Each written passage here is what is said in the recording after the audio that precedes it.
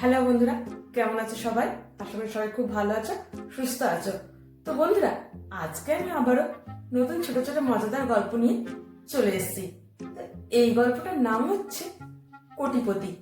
কালু, জানিস ভাই, আমি যেই মেয়েটাকে ভালোবাসতাম সে না আমাকে বিয়ে করলো না। লালু, বলিস কি, বিয়ে করলো না?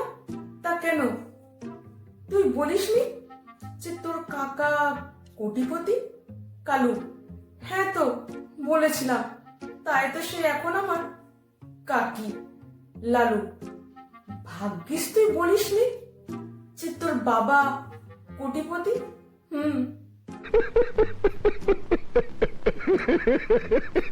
এই গল্পটার নাম হচ্ছে আসামির আত্মসমর্পণ।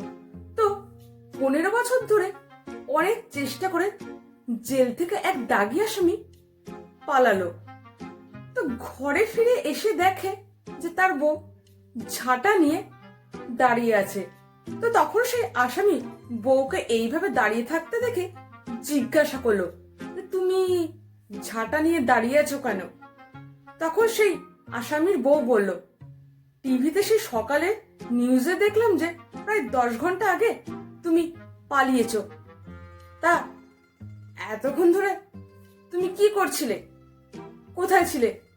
তো তখন সেই আসামি কথা না বাড়িয়ে উল্টো দিকে ঘুরে সোজা জেলে গিয়ে আত্মসমর্পণ করলো। এই গল্পটির নাম হচ্ছে বিল দেয়া নিয়ে তর্ক। 3 বন্ধু, পল্টু, বল্টু আর ছোটু, একটা বড় হোটেলে গেছে ডিনার করতে। তো ডিনার শেষে 3 বন্ধুর মধ্যে তর্ক লেগে গেছে যে কে বিল দেবে। এ বলে আমি বিল দেবো, ও বলে আমি বিল দেবো, আর একজন বলে না, তোরা কেউ দিবি না, বিল আমি দেব।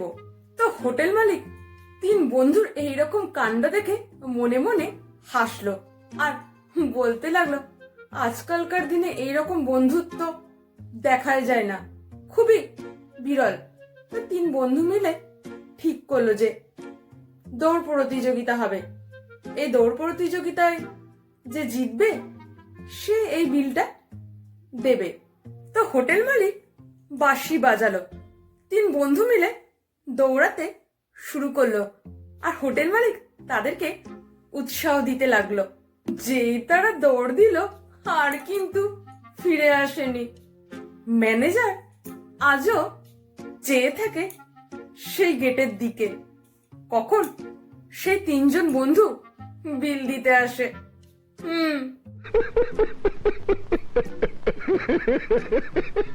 এই গল্পটির নাম হচ্ছে জানলা খুলতে পারছে না। তো স্বামী স্ত্রী ঘুরতে গেছে। তো একটা হোটেলে তারা উঠেছে। তো কিছুক্ষণ পর স্বামী হোটেল ম্যানেজারকে ফোন করে বলল, ম্যানেজার সাহেব, আপনি তাড়াতাড়ি আমাদের রুমে আসুন, আমার স্ত্রী আত্মহত্যা করতে চলেছে। তখন হোটেলের ম্যানেজার বলল, আপনার স্ত্রী আত্মহত্যা করতে চলেছে তো আমি কি করব, আপনি আটকান।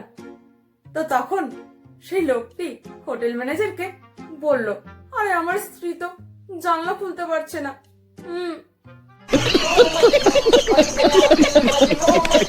এই গল্পটির নাম হচ্ছে মোকাবিলা। তো অনেকদিন পর স্ত্রী বাপের বাড়ি থেকে ফিরল। তো স্বামী বেশ উৎফুল্লের সহিত দরজা খুলে দাঁড়ালো। তো স্বামীকে এইরকম উৎফুল্ল হতে দেখে স্ত্রী স্বামীকে বলল, কি ব্যাপার, তোমাকে এত উৎফুল্ল দেখাচ্ছে? তুমি তো আমাকে দেখে এত উৎফুল্ল হও না। তো তখন স্বামী বলল, না, আজকে সকালে রাশিফলে দেখলাম যে বিপদকে হাসি মুখের সাথে মোকাবিলা করতে হয়।